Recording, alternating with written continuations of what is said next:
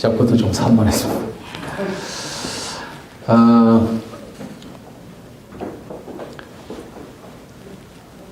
우리나라의 선교가 시작되는 시점을 생각하면 조선이 이제 무너지는 시점과 겹쳐 있습니다. 그러니까 조금 적극적인 표현을 한다면 조선이 망하는 시점과 기독교가 들어오는 시점이 맞물려 있습니다.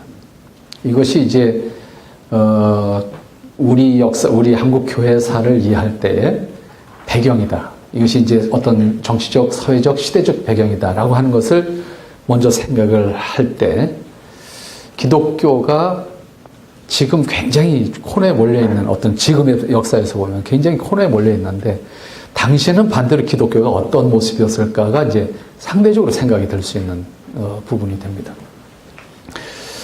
근데 조선이 선교사가 들어오는 배경은 조선이 선교사를 받는 상황이 만들어지는 것은 조선이란 상황이 선교사를 받기 전까지는 폐쇄적인 국가였단 말이에요. 철저하게 이제 쇄국 정책이라고 보통 우리가 교과서에서 배웠던 얘기를 한다면 쇄국 정책을 쓰면서 조선이 고립된 시대였단 말이죠. 근데 결국 오픈할 수밖에 없는 어떤 시대적 상황이 만들어져서 오픈이 됐을 때 그 오픈된 거, 그러니까 1882년에 한미 통상 수호 조약이라는 것이 체결이 돼서 이걸 출발점으로 해서 조선이라는 나라가 이제 문호를 개방하게 되는 거거든요. 그래서 1882년에 한미 수호 통상 조약, 그 다음에 한영 통상 조약, 이것이 계속 이제 만들어져 가면서 조선은 문을 열 수밖에 없는 상황이 됐고, 그 과정에서 이제 1883년에 이르러서 조선 선교의 가능성이라고 하는 것을 이제 타진하게 되는 것이 바로 우리가 지난번에 종강을 답사할 때 가우처라고 하는 사람을 통해서 일본에서 활동하고 있었던 당시에 북감리교회의 일본 선교사였던 맥클레이를 조선에 보내서 조선에 이제 그 선교가 가능하냐라고 하는 문제를 타진하게 됐고, 이것이 이제 확인됨으로써 비로소 조선의 선교사가 들어올 수 있는 길이 이제 열리게 되는 것이거든요. 그랬을 때 배경적인 상황을 본다고 하면 조선이 그런 의미에서는 이제 문호를 개방한다는 게 자발적 개방이라기보다는 강요에 의한, 이때 강요라고 하는 것은 어떤 세계 정세가 맞물려 있겠죠. 그러니까 조선을 식민지하고 싶어 했던 나라들이 사실 일본만이 아니었거든요. 우리는 일본의 식민지를 받게 되지만은 이때 전국은 조선을 먹으려고 하는 나라가 일본만은 아니었다는 거죠. 결국은 일본이 조선을 먹을 수 있었던 건 청일전쟁이 이겼고 러일전쟁이 이겨서 조선을 먹을 수 있었던 거거든요. 근데 만일에 일본이 졌다 그러면 어떻게 되겠어요? 우리는 청나라 식민지 될 수 있었고 러시아 식민지 될 수 있었고, 동시에 영국도 조선을 먹으려고 생각을 하고 있었거든요. 근데 영국은 여러 가지로 분리했어요. 세계 정세도 분리했고 또 조선까지 와서 전쟁을 해야 되는데 전쟁 물자를 이렇게 보급하는 것이 상당히 어려웠다고요. 그래서 영국이 군대를 파송하지 않았던 건 아니야. 영국군이 조선에 들어온다고요. 근데 이 육지로 들어오지 않고 거문도라고 하는 섬에 주둔시킨다고요. 거문도라고 하는 섬에 주둔을 시키고 나름 엿보았어요. 어떤 정세나 뭐든 유리하게 온다고 하면 우리도 한번 생각해보자 했는데 정세가 결국 불리했죠. 영국 쪽으로 유리하지 않았어요. 그러니까 결국 영국군은 거문도에서 주둔만 하고 있다 철수를 해요.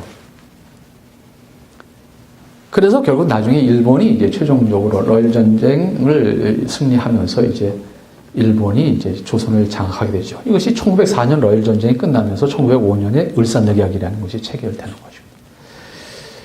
이것이 이제 완전히 식민지까지 가는 상황이었고요.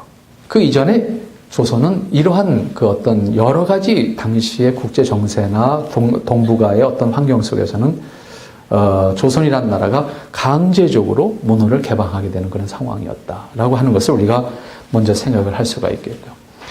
이것은 동시에 무엇을 의미하는가 하면 당시에 조선을 지배했던 것은 유교라고 하는 종교였고, 유교가 정치, 문화, 사회, 경제 모든 것을 지배했단 말이에요. 유교가 국교였기 때문에.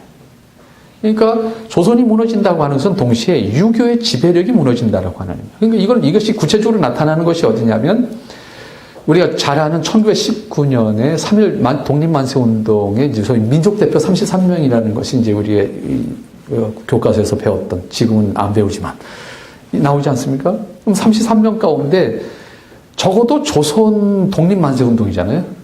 그러면 조선을 주도했던 유교가 거기 누군가 있어야 될 거 아니에요. 근데 유교는 한 명도 없다는 거예요. 33명 대표 가운데 유교가 한 명도 없다는 거예요. 이건 뭘 말하는가 하면 조선을 지배했던 세력인데 이 세력이 당시에 말씨가 안 먹히는 거죠. 그 다음에 자신들의 입장은 여전히 수호적이다 보니까 나설 수도 없는 거예요. 나라를 뭔가 지키긴 지켜야 되겠는데 나설 수도 없고 그렇다고 누가 인정도 안 해주고 이제 이런 상황이다 보니까 상대적으로 이제 유교가 이 독립만세운동의 주도적인 역할을 못하고 오히려 당시의 시대로 보면 기독교는 신흥종교잖아요. 거기다 외래종교잖아요. 신흥종교와 외래종교의 위치에 있으면서도 33명 가운데서 16명이 기독교 지도자였다. 그리고 15명이 당시에 소위 민주운동을 일으켰던 천도교였다. 천도교라고 하는 것은 종교로 변했지만 본래는 이것이 동학 후예들이거든요. 동학혁명을 일으켰던 사람들이 여기서 종교화한 것이 천도교로 이제 그다음 편입되는 것이거든요. 천도교가 주도를 한단 말이에요. 천도교 15명이라고. 33명 중에서 16명이 기독교인이고 15명이 천도교인이고 2명이 불교였다고. 이것을 보았을 때에 조선이 망하는 과정 속에서 유교가 어떻게 몰락했는가. 이제 이렇게 우리가 생각해 볼 수가 있는 부분입니다. 어쨌든 이런 상황 속에서 조선이 개방을 하게 됐고 이 개방하는 과정을 통해서 선교사가 들어올 수 있는 길이 열린 겁니다. 선교사가 들어오면서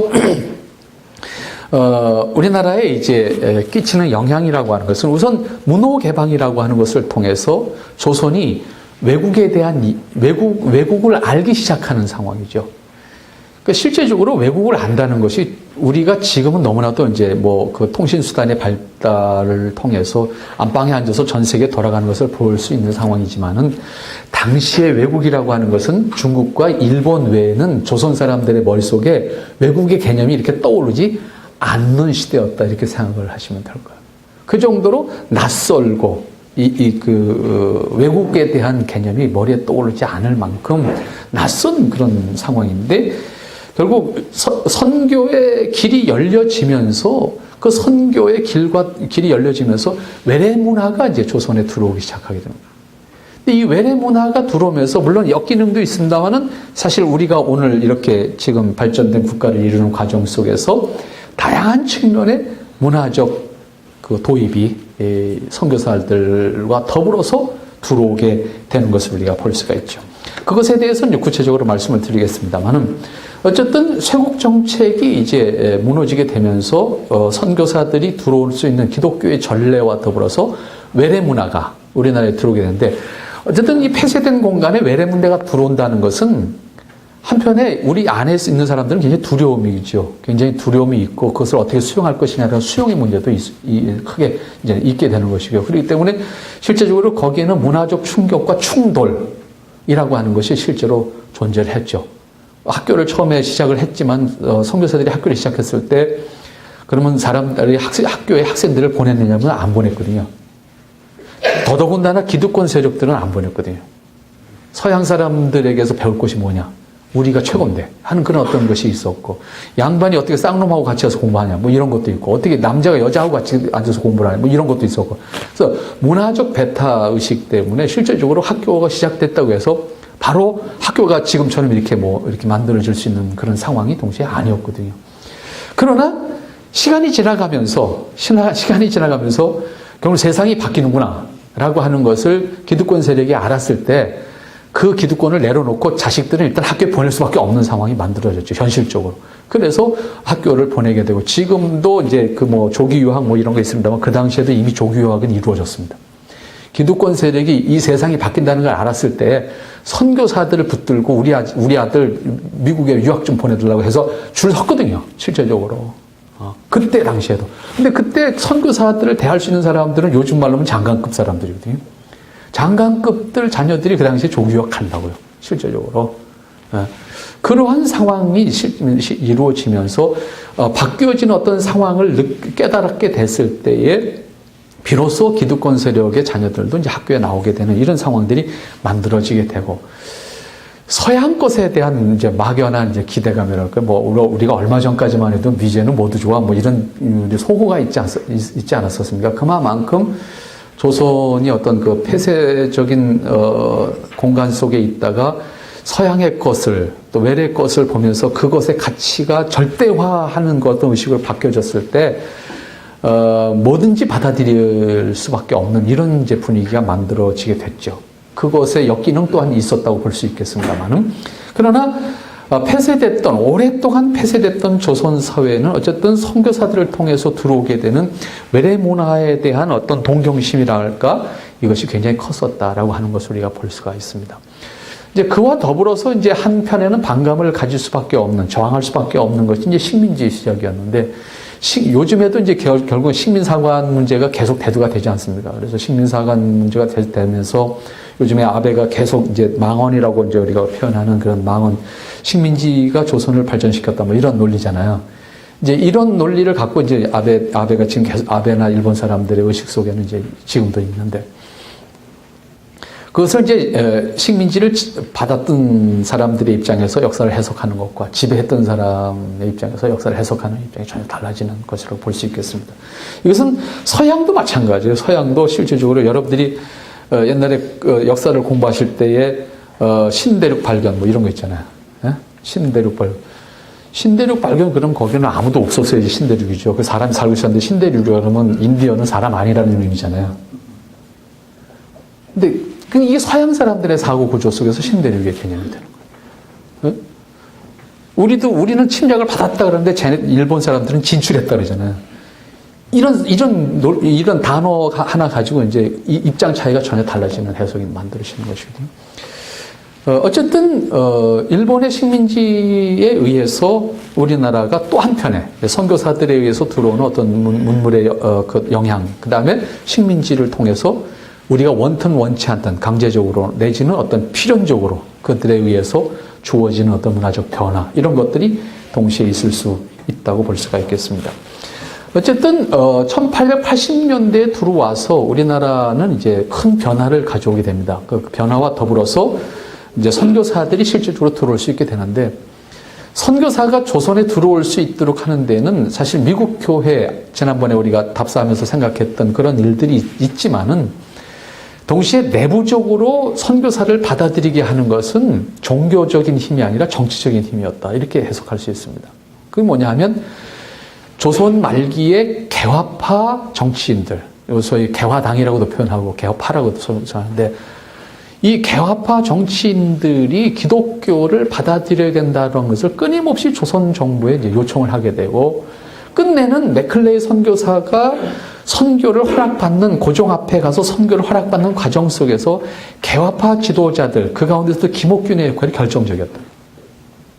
김옥균은 기독교를 받아들여야 된다라고 고종에게 끊임없이 탄원을 하게 되거든요.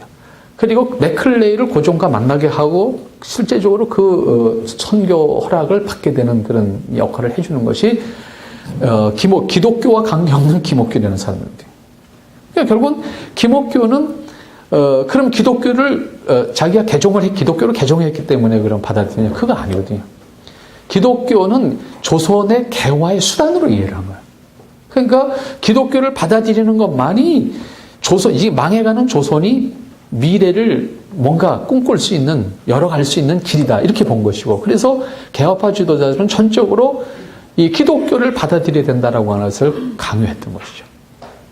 그리고 그것을 설득하는 과정에서 선교적 노력보다는 정치적 노력에 의해서 오히려 선교사들이 들어올 수 있는 길이 열렸다, 이렇게 볼 수가 있습니다. 우리 안에서는 실제적으로 선교사들을 받아들일 수 있는 어떤 노력을 한 적이 없잖아요.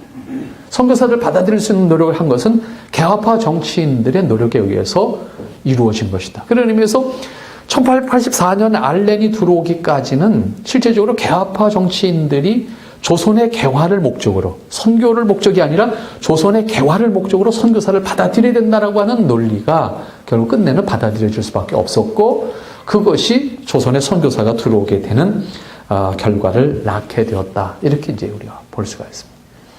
그런 의미에서 저는 이 역사를 볼 때 항상 섭리라고 하는 개념으로 이해를 하는 것이 역사를 보는 바른 눈이다 이렇게 보는 거예요. 단순히 어떤 인과응보적인 관계, 이것을 좀 실증주의 역사관이라는 그런 표현을 쓸 때 실증주의적인 어떤 그런 관계로서 역사를 해석한다는 것의 한계가 바로 이런 부분이 아닐까 생각됩니다. 그래서 그런 의미에서 섭리라고 하는, 결국 한국 안에서, 조선 안에서의 기독교 선교를 받아들이기 위한 노력이나 바깥에서의 노력이 상대적으로 없었음에도 불구하고 기독교는 한국에, 조선에 들어왔단 말이죠.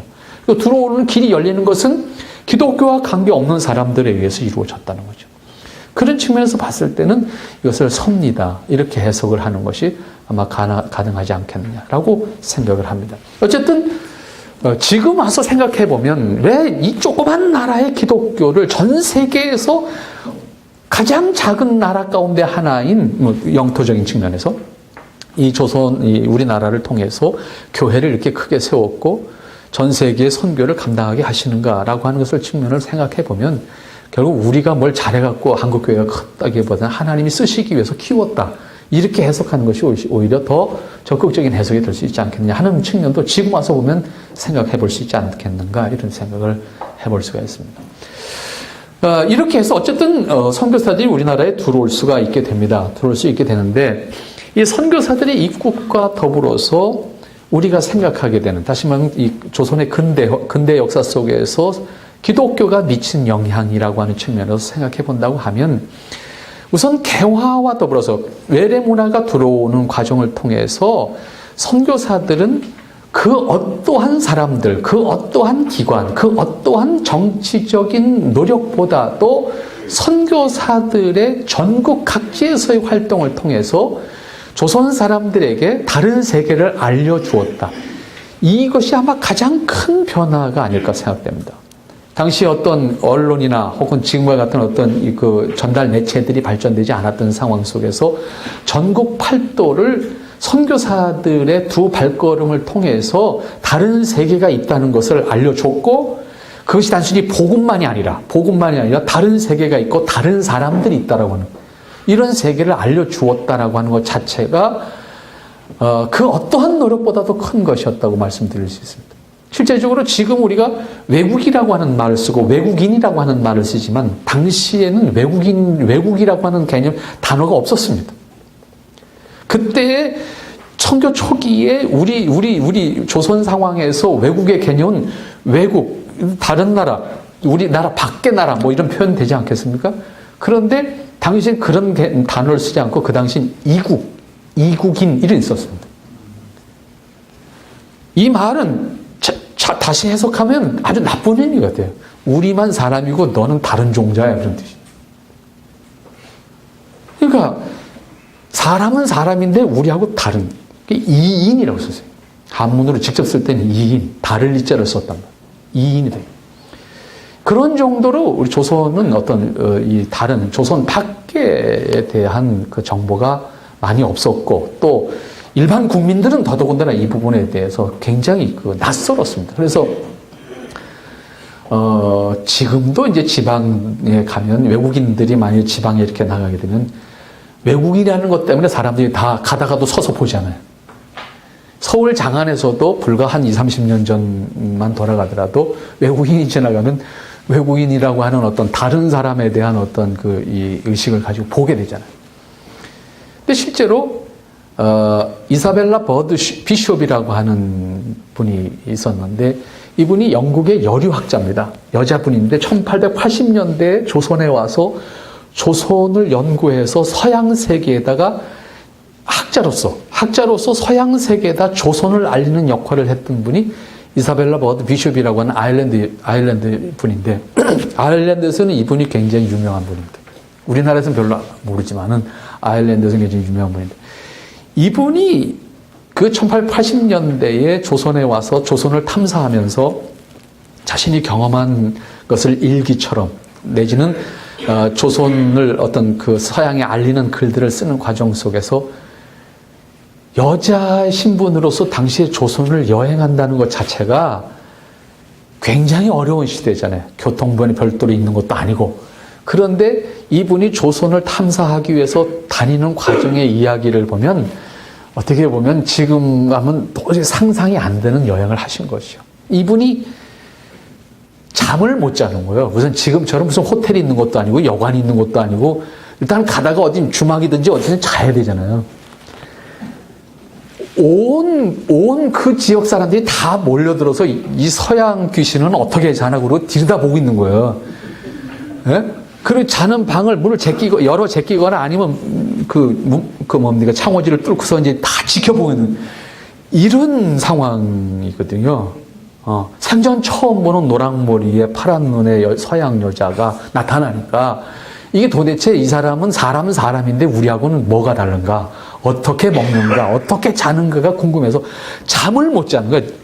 자는 걸 보려고 나와서 지가 서 있으니까. 그러한 이야기가 1880년대 이사벨라 버드 비숍이라는 여자가 조선을 탐사하는 과정 속에서 자신이 경험한 이야기를 글로 남긴 걸 볼 수가 있어요. 그 정도로 서양 세계, 다시 말하면 조선 이외의 나라에 대해서 생소했고 낯설었고 그 다음에 호기심과 동시에 두려움이 있었어요. 그래서 서양 사람들이 하는데 아이들을 안 보내는 것 가운데 가장 무속적 사고구조는 서양 귀신 들어가면 안 된다고. 서양 귀신 들어가면 안 되니까 절대로 그 사람들 같이 가면 안 된다. 이런 정도의 어떤 그 폐쇄적인 의식 안에 우리가 갇혀 있었거든요, 실제적으로. 그러니까 서양 선교사들이 전국 각지를 다니면서 다른 세계, 다른 나라, 다른 모습이 있음을 알리는 것 자체가 우리 조선에 갇혀 있었던 국민들로서는 가장 큰 어떤 충격이었고 의식의 변화를 일으킬 수 있는 동기부여, 그들이 나타나는 것만으로도 하나의 동기부여가 되었다라고 볼 수가 있죠. 그만큼 선교사들이 등장한 사실은 조선 사회를 크게 변화시키는 그런 동기가 됐다. 그런데 그들이 나타나서 처음에 종교로 접근한 것이 아니라 교육과 의료 사업으로 접근을 했잖아요. 교육과 의료 사업으로 접근하면서 그들을 통해서 느끼고 깨닫게 되는 상황들이 그들을 변화시킬 수밖에, 다시 말하면 조선 사람들을 변화시킬 수밖에 없었던 큰 동기가 되었다. 이렇게 또 동시에 볼 수가 있습니다. 그런 측면에서 우리가 선교사들의 내한 자체가 조선을 크게 요동치게 하는, 조선의 사회를 크게 바꿔줄 수밖에 없도록 하는 큰 사건이었다. 이렇게 볼 수가 있습니다. 근데 이 선교사들의 활동이라는 것이 지금 우리가 생각하는 것처럼 이 도시 안에서만 생각해 본다고 하면 도시에서 어떤 활동을 했을까 이렇게 생각합니다만은 선교사님들의 활동이 정말 대단했던 게 뭐냐면요. 제가 어느 지역을 답사를 해보아도 지금도 하루에 버스가 한 2번쯤 들어갈까 말까 하는 그 산골짜기에 있는 교회를 찾아가도 그 교회가 선교사들이 걸어서 말 타고 와서 거기서 복음을 전했다는 거예요. 지금도 차가 안 들어가는 동네인데 가깝게는요 용문산, 여기 양평의 용문산에 가면 용문산 골짜기예요. 오래된 교회들이 있어요. 한 120년, 130년 된 교회들이 있거든요. 찾아가면 전설 따라 삼천리 같은 얘기예요. 한 25년 전에 그분들하고 인터뷰할 때 이야기를 들으면 자기들이 어렸을 때 선교사님이 봤다는 거야. 당나귀 타고 온 선교사님이 봤다는 거야. 네? 그런데 그 이야기를 자기 어머니, 아버지로부터 들은 얘기는 그분들이 이런 일을 했다. 이런 얘기를 들려주셨거든요. 근데 지금도 거기 마을버스도 안 들어가요. 지금 가도요. 그 산골대기는 마을버스도 안 들어가거든요. 근데 당시에 선교사님들은 거기까지 간 거예요. 그러한 발걸음 자체가, 선교사님들이 당시에 정확하게 전체, 우리나라에 와서 활동했던 선교사님들이 몇 년도에 몇 번, 이거 통계는 사실이 어렵습니다. 어려운데. 그러나 전체적으로 볼 때는 적어도 한 시기에 수백 명 이상의 많은 선교사들이 와서 활동했고, 그분들은 저 제주도로부터 시작해서 한경부터 끝까지 그들의 발걸음이 닿지 않은 곳이 없었거든요. 그러니까 그런 의미에서 그들이 나타나서 보여주는 것 자체만으로도 세상을 변화시키는 큰 동기가 됐다라고 말씀을 드릴 수 있겠습니다. 자, 그런데 결정적으로 선교사들이 조선 사회에 영향을 미치게 되는 것이 언제부터이냐라고 하는 것은 이미 들어오는 사건부터 이제 영향을 미친 것이고요. 결정적으로 내국에서 선교사들의 영향을 미치게 되는 출발점은 1893년이라고 우리가 보통 생각할 수 있습니다. 그건 왜 그러냐 하면 1893년이요. 소위 선교사들이 들어와서 여러 교파의 선교사들이 들어와서 활동을 하잖아요. 활동을 하는데 1893년에 비로소 선교사 공의회라고 하는 것을 결성을 해서 조선 선교에 대한 선교 정책을 수립하는 결정을 하게 됩니다. 그러니까 교파와 관계없이. 그래서 선교사들이 조선 선교를 우리가 어떻게 하면 좋겠느냐라고 하는 것을 정책 수립을 하게 되는데 이때 정책 수립을 결정하는 해가 1893년이에요. 이 1893년 이전에는 실제적으로 선교사들이 처음에 들어왔어도 선교가 허락되지 않았잖아요. 선교를 안 하는 걸 조건으로 선교사들이 들어왔으니까. 그러니까 병원과 교육사업은 하되 복음 전하는 건 안 된다. 이 조건으로 들어왔거든요. 그런데 이것이 조금 풀린 것이 1883년에, 88년. 1883년에 일단 조금 열리게 돼요. 그래서 선교사들이 초기에는 1885년에 처음 들어왔을 때는 이동의 자유도 없었어요. 거주 이전의 자유가 없었어요. 그래서 선교사들이 들어오긴 했지만 복음을 전해서 어디를 간다 이건 불가능했어요. 지금 이북에서 하는 것처럼 여행 허락과 여행 증명서를 가져야 어디든 갈 수가 있었어요. 이 허락이 없이는 선교사들이 나갈 수가 없었어요. 실제적으로는 그래서 정동이라고 하는 이 서울 한복판의 정동이라는 것이 어떻게 보면요, 정동 안에 갇혀 있었다고 말할 수 있어요, 초기에는요. 왜냐하면 정동 안에서는 신변 보장을 하지만 정동을 벗어나면 신변 보장 안 하겠다는 의미였거든요. 그러니까 선교사들이 정동을 벗어나는 것 자체가 어려웠다고요, 실질적으로. 그만큼 초기에는 선교사들의 자유가 없었어요. 여행의 자유도 복음 전하는 건 물론 안 됐고요. 그래서 1888년에 왔을 때에 조금 풀려서 서울 장안에서 백리 40km, 동서남북으로 40km를 갈 수 있다라고 하는 어떤 그런 이제 여행의 자유라 그럴까요? 범위가 좀 넓어져요. 남쪽으로는 수원이고요, 서쪽으로는 인천이고, 북쪽으로는 개성입니다. 동쪽으로는 양천. 이 범주 안에서 다닐 수 있는 이런 허락을 받게 되거든요. 이런 과정들이 초기에는 있었기 때문에 초기에 선교사들이 처음부터 무슨 복음을 전해서 그 복음의 영향력을 미쳤다기보다는 그러한 과정을 거치면서 선교사들의 선교 자유가 주어지는 1888년 이후에 가면서 이제 전국으로 나갈 수 있는 결정적인 상황이 1893년이라고 이렇게 생각하면 되지 않겠나 생각합니다. 그래서 1893년에 이르렀을 때 선교사 공회는 전국을 대상으로 우리가 선교를 어떻게 할 것이냐라고 하는 선교 정책에 대한 수립을 만들게 됩니다. 이거 내용은 나중에 이제 두 번째 시간에 좀 설명을 좀 드릴 수 있도록 그렇게 하겠습니다. 그렇게 해서 결정된 그 선교 정책에 의해서 전국을 선교하기 시작해야 되는데 이 정책 안에 선교 방법론도 있지만은 조선에 어떠한 영향이 미쳐질 수 있을까라고 하는 문제가 그 안에 들어있다는 겁니다. 이제 그것이 일반적으로 우리가 생각할 수 있는 몇 가지만 먼저 말씀을 드린다면 우선 교육, 그 다음에 의료사업, 그 다음에 소위 여러분들이 한국교회에서 책을 읽다 보면 나오게 되는 네비우스 선교정책이라는 것이 원리라는 것이 있습니다. 이 네비우스 선교정책을 네비우스 선교사가 말한 것을 그대로 수용하는 것이 아니라 그걸 수정해서 이제 만들게 되는데 네비우스 선교 정책에 따른 선교 정책, 조선 선교 정책이라고 표현할 수 있겠죠. 이러한 내용을 이제 수립을 해서 이것을 따라서 우리가 조선 선교한다. 이렇게 되는데 이러한 정책을 수립하는 것이 전부 1893년이에요. 그래서 이 1893년의 선교 정책 수립이라고 하는 것은 조선 선교의 정책이면서 조선에 끼치는 영향이 구체적으로 무엇인가라고 하는 것을 이제 알 수 있게 되는 부분입니다. 자, 그러면 먼저 그런 측면에서 우리가 수립이 되어지고 그런 정책 수립에 의해서 조선에 이제 영향을 미치게 되는데 몇 가지만 먼저 말씀을 드리겠습니다. 우선 성경 번역과 한글의 발전이라고 하는 것이 생각해 봐야 될 문제인데 이것은 선교사들이 들어오기 이전부터 시작을 해서 들어온 이후를 이제 이어서 생각을 해볼 수 있겠습니다. 조선이 우리가 지금 이제 세종대왕을 이제 한글 창제하신 분으로 우리가 이제 높이 이제 존경하고 있는데, 실제적으로 세종대왕이 한글을 창제는 했지만 조선 사회가 한글을 사용했느냐라고 했을 때는 그건 또 아니잖아요. 조선은 여전히 한문을 언어로, 문자로 사용했죠. 그러나 한글은 다만 천민들의 글 혹은 여성들의 글로 이제 주로 제한해서 사용했을 뿐이에요. 이걸 공적으로 공식 문서로 사용하거나 하지는 않았단 말이에요. 그러다 보니까 한글의 발전이 이루어지지 않았죠. 실제적으로는. 그래서 문법의 발전도 이루어지지 않았고, 실제적으로 어떤 인쇄 문화가 발전된 것도 아니고.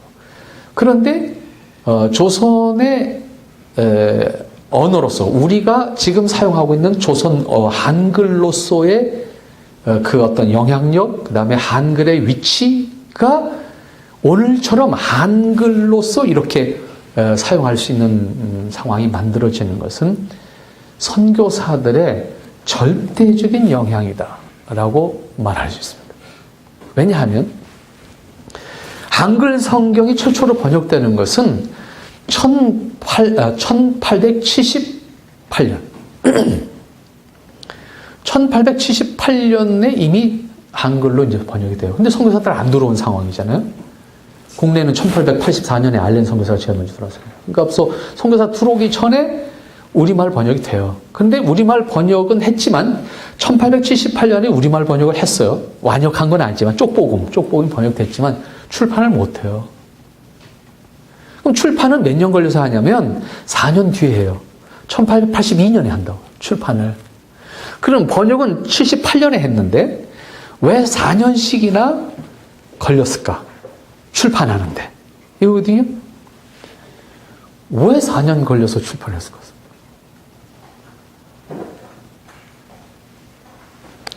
한글 활판이 없었어요. 한글 활판이 없었다. 그러니까 이 로스 선교사가 중국에서 우리말 성경 번역을 하면서 번역만 하면 된다고 생각한 거예요. 그 번역을 한 거예요. 번역을 했는데 번역을 해놓고 보니까 인쇄를 하려니까 한글이 없어. 그래서 결국은 뭐부터 다시 시작하냐면요, 인쇄공을 찾는 거예요. 번역을 해놓고 그 다음에 인쇄공을 찾는 거예요. 인쇄공을 찾아가지고 그 인쇄공이 뭐부터 해야 되냐면 활판 만드는 것부터 시작하는 거예요. 이 한글 활판을 만드는 것부터 시작을 해가지고 인쇄를 해갖고 책을 만드는데 4년 걸린 거예요. 그러니까 우리 조선 말기에 한글을 인쇄할 수 있는 시스템 자체가 없었던 거예요. 이거 하나만 생각하더라도 한글로 활판을 만들어서 인쇄가 되어서 우리말 책이 나올 수 있도록 한 것은 로스 목사가 한 거예요. 존 로스 목사가 한 것인데, 이 존 로스 목사는 조선에 들어오기 전에 만주에 우장이라고 하는 곳에서 선교 활동을 하다가 조선 사람을 알게 되고, 조선이 있다는 걸 알게 되고, 조선 선교를 하겠다는 거고, 조선 선교를 하기를 원하는데 조선에 들어갈 수가 없잖아요. 그럼 조선에 들어갈 수 없으니까 조선 선교를 어떻게 할 거냐. 일단은 언제 들어갈 수 있을지는 모르지만은 조선말로 조선 사람들이 성경을 읽을 수 있도록 하자. 그래서 결국은 조선 사람을 불러다가 조선말을 자기가 배워서 조선 선교를 위한 작업을 먼저 하면서 조선말로 된 성경을 번역을 하게 되는 거예요. 근데 문제는 뭐냐면 조선말을 가르쳐준 사람도 지금처럼 초등학교 들어가서 문법부터 배운 적이 없잖아요. 말로만 조선말을 하는 것이지 문법 체계를 배운 적이 없는 사람이잖아요. 조선 사람이라 할지라도. 그러니까 이 로스 목사가 배운 조선말은 지금으로 말하면 평안도 사투리예요. 조선말을 가르치는 사람이 의주 사람이니까 의주 사람이 로스 목사한테 한글을 가르쳤는데 이 사람도 한글을 문법적으로 배운 적이 없으니까 자기가 하는 말을 그냥 가르쳐 준 거잖아요. 근데 로스 목사의 공헌이 굉장히 큰 게 뭐냐면요, 그렇게 배운 한글을 자기가 한글을 터득해서 한글 문법 체계를 만든다고요. 그런 체계가 있어서 배우는 것도 힘든데 자기가 듣기만 해서 배운 걸 가지고 조선말 문법을 만든다. 문법 체계를 만든다. 그래서 우리말 교본을, 예? 조선말 교본을 로스가 만들어요. 선교사들에게 조선말을 배울 수 있도록 하기 위해서는 조선말 교본이 필요한데 그게 없으니까 자기가 우리말을 배워서 외국 선교사들이 조선말을 배울 수 있는 우리말 교본을 로스가 만든다고. 우리말 발전이 이렇게 시작된 거예요, 사실은요. 정작 우리는 세종대왕이 만든 조선말은 가지고 있었지만은 그것을 실용적으로 활용하지 못하고 과학적으로 우리가 발전시키지 못한 상태에서 선교사들이 조선 선교를 생각하면서 이 문제를 생각하게 됐거든요. 그래서 우리나라에 선교사들이 들어오기 전에 성경은 이미 번역이 돼서 출판이 돼요. 선교사 언더우드 아펜젤러가 들어오기 3년 전에. 그러니까 이 내용을 잘 우리가 생각해 본다면 아마 한글 학회에서도 이 부분에 대해서는 부정할 수가 없고 이 부분을 좀 더 적극적으로 해석해야 된다고 저는 생각합니다. 그래서 우리말 책이 만들어졌을 때 재미난 게 뭐냐면 로스가 성경을 번역한 다음에 실제로 조선 안에 제일 먼저 선교사들이 들어오기 전에 전도인을 파송하게 되는 것이 로스 목사거든요. 근데 그게 누구냐면 자기에게 우리말을 가르쳐 준 사람들, 의주 청년들이거든요. 이 의주 청년들을 성경책이 나오자마자 그 친구들을 불러서 그게 우리나라 최초의 세례교인들이거든요. 동시에 이 사람들이 우리나라 최초의 세례교인들인데 이 사람들한테 너희들이 이 책을 갖고 조선에 들어가라. 이렇게 된 거예요. 그래서 출판된 책을 가지고 우리나라에 들어와서 우리나라 사람이 전도한 거예요. 선교사들이 들어오기 전에. 그래서 실제로 언더우드가 우리나라에 들어왔을 때는 이미 내국에 신앙 공동체가 있었던 거예요. 우리 국내에 신앙 공동체가 이미 존재했단 말이에요. 근데 그걸 누가 출발시킨 거냐면 로스 목사가 한글로 번역한 성경책을 통해서 만들어낸 거예요. 그러니까 한글 발전의 출발점은 로스 번역이었다 이렇게 본 거예요. 근데 이 책이 그 다음에 그 이후에도 그럼 사용되느냐? 사용되질 않아요. 사용되지 않아요. 왜냐하면 언더우드 아펜젤러가 들어와서 그 이후에 선교사들이 들어온 다음에 아까 말씀드렸던 1893년 중요한 것이 뭐냐면 1893년에 선교 정책을 수립하는 과정 속에서도 뭘 하나 결정하냐면 우리말, 조선말 성경을 번역해야 된다라고 하는 걸 결정해요. 1893년에 조선말 성경을 번역해야 된다. 근데 이미 로스는 번역을 다 했잖아요, 지금. 근데 로스 성경을 사용하지 않아요. 그러니까 로스 번역 성경을 조선에 들어와 있는 선교사들이 공적인 성경으로 채택을 안 해요. 이거는 못 쓸 책이다 이렇게 된 거예요. 왜? 서울에서 조선말을 배운 사람들이 로스가 번역한 성경을 보다 보니까 못 읽겠는 거예요. 조선말은 조선말인데 완전히 평안도 사출인 거예요, 이게. 그러니까 이걸 공적인 성경으로 쓸 수가 없겠다. 그래서 결국 서울 장안의 선교사들이 다시 성경 번역을 하자. 그래서 성경 번역위원회를 출발시켜요, 언더우드가. 그래서 초기 첫 번째 1대 위원장이 언더우드 선교사가 1대 위원장이 돼요. 그래서 성경 번역위원회를 다시 구성을 해가지고 이때부터 성경을 번역하기 시작해가지고 우리말 성경이 완성되어지는 것은 1911년이에요. 그럼 몇 년 걸린 겁니까? 거의 20년 가까운 세월이 20년이 넘죠. 응? 20년이 훨씬 넘는 그런 25년 이상 걸리는 시간 속에서 성경이 신구약 성경이 완성이 되거든요. 우리가 말하는 신약 구약 구역을 완전히 양 성경을 다 번역을 해서 한 권의 책으로 만들어내는 것이 1911년입니다. 그렇게 많은 시간이 걸린 거거든요, 실제적으로. 그러면서 동시에 1893년에 선교 정책을 수립하는 가운데 성경을 번역한다라고 하는 결정과 더불어서 한 가지 덧붙인 게 있어요. 그게 뭐냐면요. 모든 기독교의 문서와 교회 안에서 사용하는 모든 문서, 그러니까 복음을 전하는 문서든 성경이든 교회에서 사용되어지는 일반 행정 문서든 한글을 전용화한다. 이 결정해요. 그러니까 한글 전용 정책이라고 표현할 수 있겠죠. 한문을 교회에서 쓰지 않는다. 한문 쓰지 않고 전부 한글로 쓴다. 이 정책을 결정하는 것도 1893년 회의에서 결정돼요. 한글 전용 정책입니다. 왜 그랬느냐라고 했을 때 일반 천민들이 학교를 다니지 못한, 학교도 없는 시대였긴 했지만서도 어쨌든 배움의 기회를 갖지 못한 사람들이 그래도 한문보다는 한글을 읽기가 쉬우니까 모든 사람이 읽을 수 있는 문자로 번역을 한다. 그래서 전도지든 성경이든 뭐든 다 한글 전용 정책이라는 것을 결정하게 됩니다. 이런 측면에서 한글의 영향력은 굉장히 큰 거죠. 근데 이것을 우리나라에서는 크게 안 보거든요. 이게 안타까운 거예요. 근데 독일을 보세요, 독일. 루터하고 독일은 뭔 관계예요? 지금 루터는 독일에 지금도 용해요. 지금도 독일 사람들에게서 루터라고 하는 것은 물론 루터교가 국교로서의 어떤 위치도 가지고 있지만은 독일에서 루터를 존경하는 인물을 보는 것 가운데 가장 대표적인 이유가 뭐냐면 지금 사용하는 독일어가 국어가 되게 만들었다는 거거든요. 한 변방의 방언이었는데 그것을 독일의 공용 언어로 만들어서 발전시켰던 공헌 때문에 루터를 지금도 독일 민족 역사 속에서는 가장 존경하는 인물 가운데 한 사람은 꼽는 거거든요. 근데 그럼 루터가 독일어 학자였나요? 아니. 루터가 그렇게 된 건 딱 이유가 딱 한 가지예요. 뭐예요? 성경을 독일말로 번역한 거예요. 그래서 독일말로 독일 사람들이 성경을 읽어야 바른 신앙을 가질 수 있다고 한 거거든요. 그래서 실제로 1517년 루터가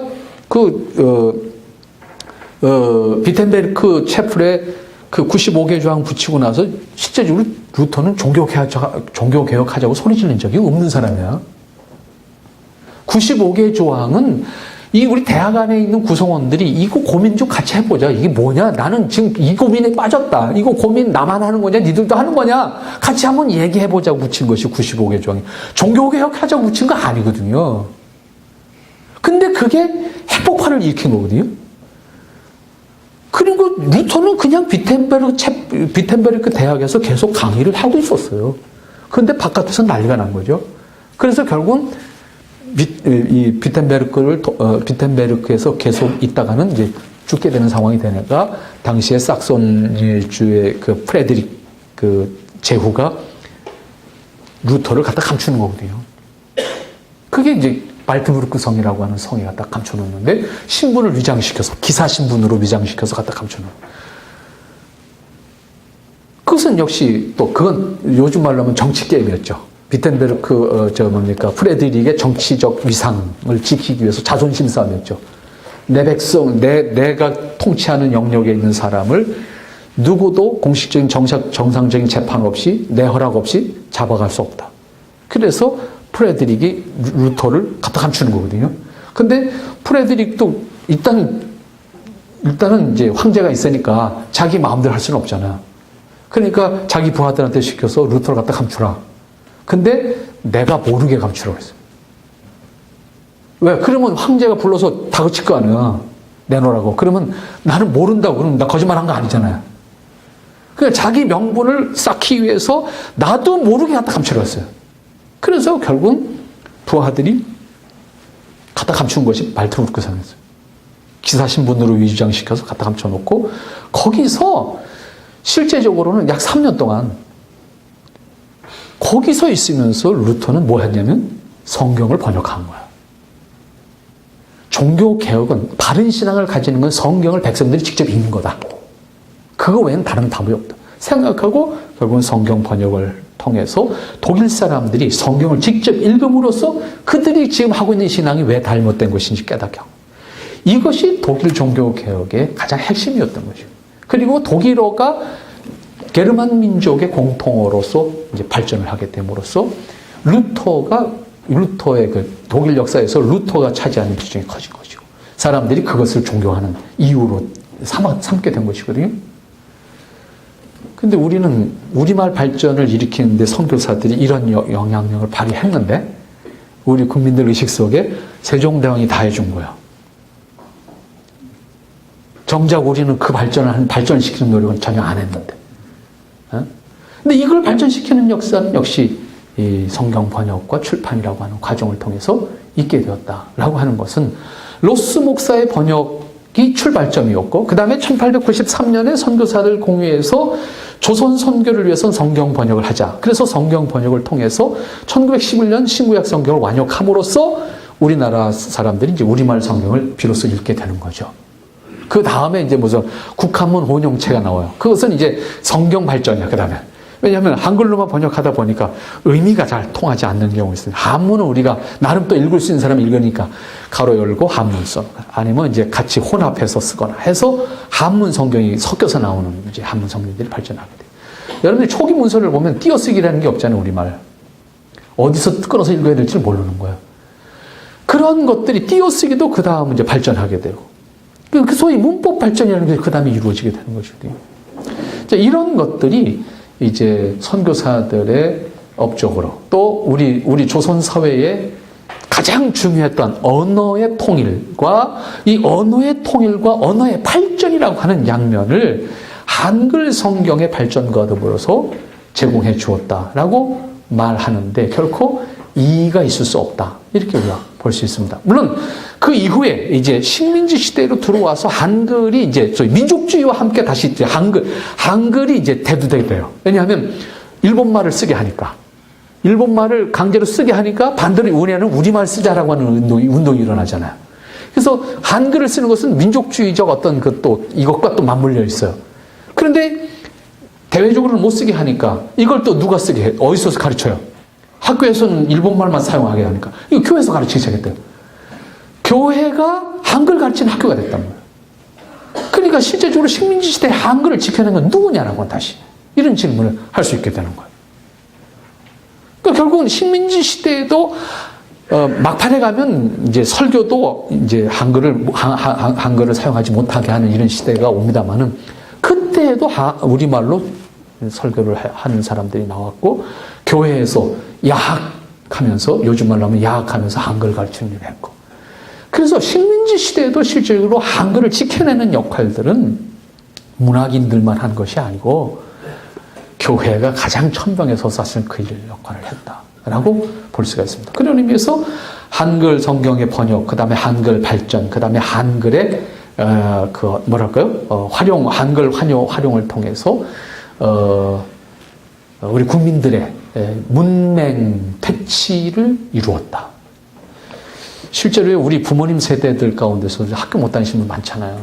한글 못 읽으시는 분들이 교회 열심히 다니다가 그냥 깨치는 거죠.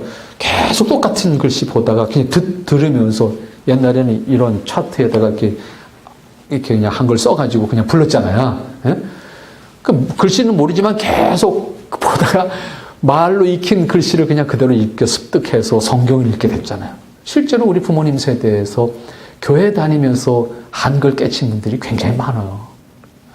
학교는 다녀보지 않았지만은 한글을 읽을 수 있게 된 것이 교회 생활 속에서일 거죠. 그러니까 선교사들로부터 시작을 해서 발전한 이 한글 발전의 영향력은 식민지 시대에 와서 교회가 한글을 지켜내는 역할까지 하면서 또 한글을 보급하는 역할을까지 하면서 한글 발전의 영향이라는 것은 정말로 지대하게 컸다라고 볼 수 있겠고 우리는 지금 그 과거를 돌아보지 않지만은 실제적으로 그러한 과정이 없었다고 하면 우리말 발전이 과연 어떻게 되었을까? 또 굳이 나중에 생각하면 한글 발전에 영향을 미친 분들을 또 보면 역시 크리스찬들이란 말이에요.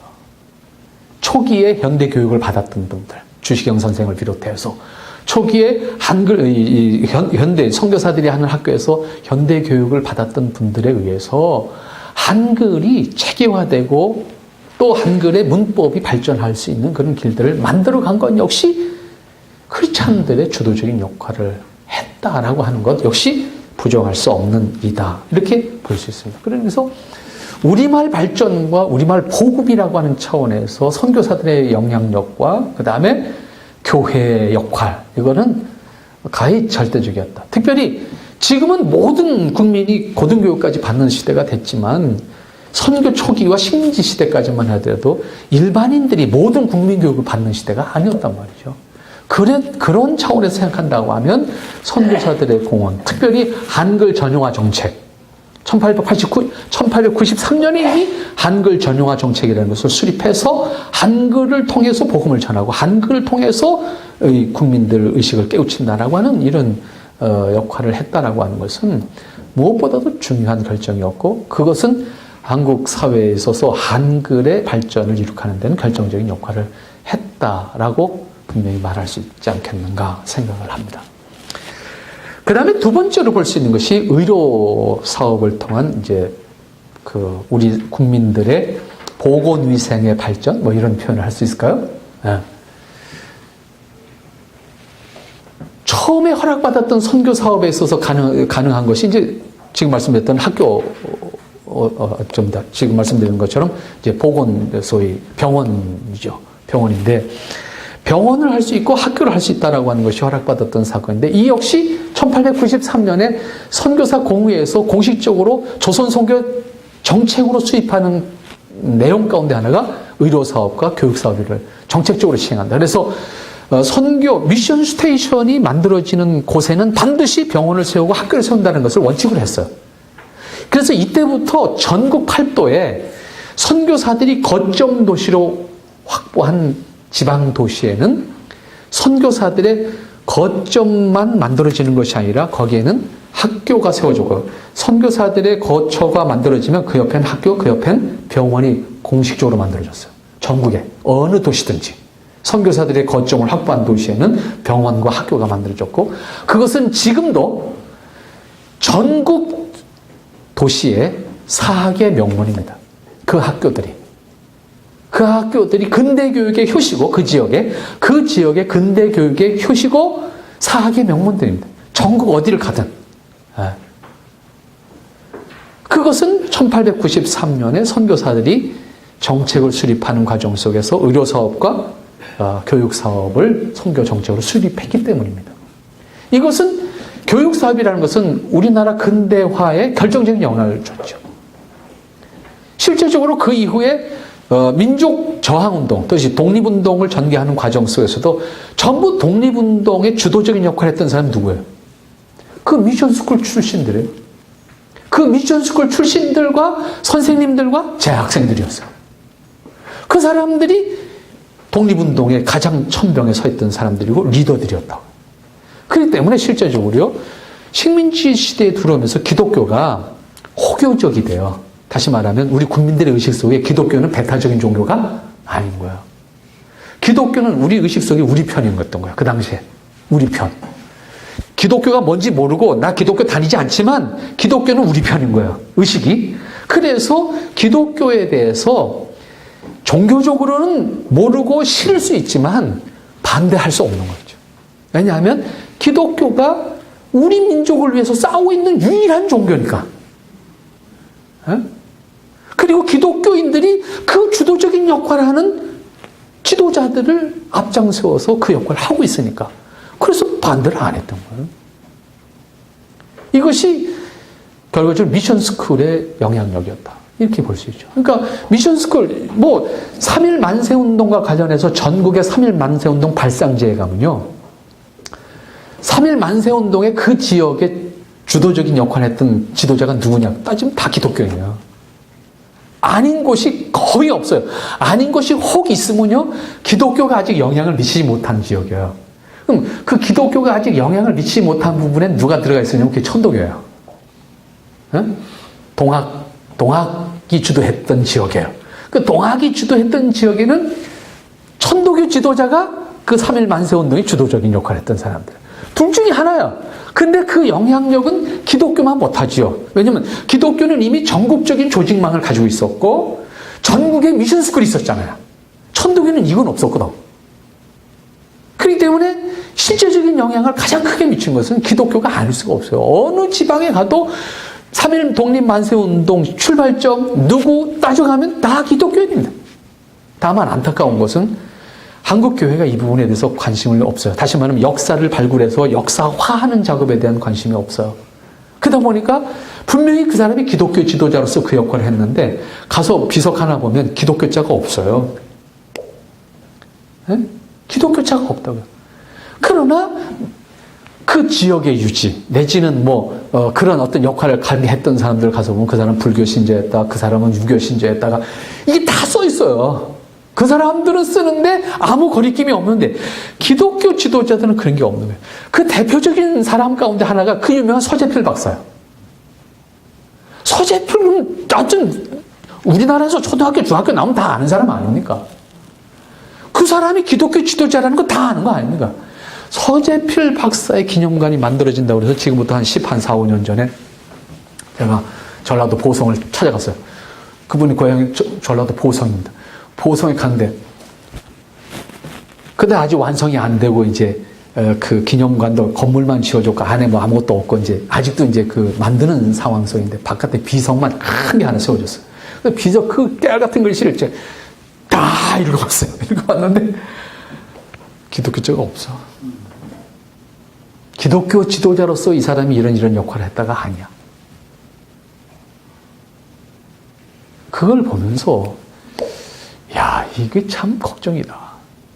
거기에 우리가 기독교이어야 된다고 소리 지르기 전에 그런 어떤 자리에 그런 분들의 역할 속에 기독교인의 어떤 신분을 명확하게 밝혀주는 것 하나만 가지고도 거기를 찾아가는 사람들이 자기 발로 찾아간 거잖아요. 우리가 오라 그래서 간 거 아니잖아요. 자기 발로 찾아가서 자기 눈으로 확인하는 거잖아요. 그럼 적어도 우리 역사에서 기독교가 어떤 역할을 했구나 라고 하는 것을 그들이 깨우칠 수 있겠는데 그 기회를 우리가 못 만들어주는 거야. 이건 뭐냐. 기독교가 거기에 관심을 가지고 적극적으로 개입을 해야 되는데 돈을 단순히 대는 게 아니에요. 지금은요 지방자치단체의 돈으로 그런 걸 만들어요. 관여하는 사람만 좀 들어가면요 그냥 집어넣으면 되는 거예요.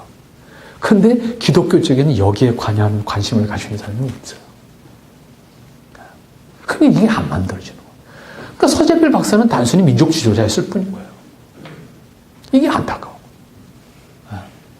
이런 식으로 전체 우리 전국의 어느 곳에 가든지 그렇게 민족 지도자로서의 역할을 했던 사람들이 미션스쿨 출신이거나 크리스찬들이었고 그 학교의 선생님이었어요. 틀림없습니다. 거의 틀림없습니다. 근데 그런 것을 찾아서 한번 여러분들이 가보시면 그걸 그대로 하나님 교회 관계 없는 사람도 인정 안 할 수 없는 거잖아요. 그게요. 이런 것들이죠. 그렇다고 생각한다고 하면 학교의 역할이 얼마나 컸느냐, 미션스쿨의 역할이 얼마나 컸느냐라고 하는 것은 우리 민족의식을 깨우쳐주는, 특별히 민족의식을 깨우쳐주는 데 결정적인 역할을 했더니 우리 민족이란 단어를 우리가 5,000년 민족 역사를 말하지만 실제적으로 우리는 조선이 망하기까지의 우리에게 있어서 민족의 개념은 지금과 같은 국민에게 주권이 있는 민족의식이 아니었잖아요. 당시의 국가 개념은 군주 중심의 국가 개념이에요. 때문에 지금과 같은 우리가 국가를 위해서 뭘 해야 된다는 그런 개념이 아니었대요. 당시의 국가의 개념은 임금이었단 말이에요. 임금 자신이 국가였고 임금 자신이 절대 권력자였단 말이에요. 그러니까 백성이 해드리는 거 뭐예요? 내가 국가를 위해서 뭐 한다는 거 누구를 위해서 하는 거예요? 임금을 위해서 하는 거예요. 이 개념을 국민이 주권을 가지는 국가의 개념으로 깨우쳐주는 역할을 한 것이 근대교육이에요. 이것이 바로 선교사들의 학교에서 나온 거예요. 그러니까 결과적으로 당시에 미션스쿨을 나온 사람들이 민족 지도자로 안 나설 수가 없는 거예요. 그런 의식을 가지고 우리가 나라를 세우지 않으면 안 된다라고 하는 것을 깨우칠 수 있는 사람들이 바로 기독교 지도자들로서 등장했던 초기에 미션스쿨을 나온 사람들입니다. 그런 의미에서 학교라고 하는 것은 단순히 문맹 대취만 한 것이 아니라 의식개혁, 특별히 국가의식, 민족의식을 고취시켜준 것은 절대적으로 선교사들의 가르침 속에서 그 출발점을 찾아볼 수가 있다라고 하는 거죠. 그것과 더불어서 이제 조선이 망하니까 그 다음에 조선이 망하는 과정을 통해서 우리는 식민지를 받게 되죠. 이 식민지의 과정에 있어서 민족의 개념이 확고하게 만들어지는 거예요. 그러니까 어떻게 보면요, 국민 중심의 민족의식이라고 하는 역사가 굉장히 짧았던 거예요. 짧았음에도 불구하고 이렇게 강하게 우리가 민족의식을 가질 수 있었던 것은 식민지라고 하는 것 때문에 반작용이 있었던 거예요. 식민지가 없었다 그러면 상당히 길게 갔을 수 있었어요. 식민지 때문에 그 민족의 개념이 더 확고하게 빠른 시간에 만들어져 있었다는 거예요. 이런 측면을 우리가 간과할 수 없는 부분이 아닌가 이런 생각을 합니다.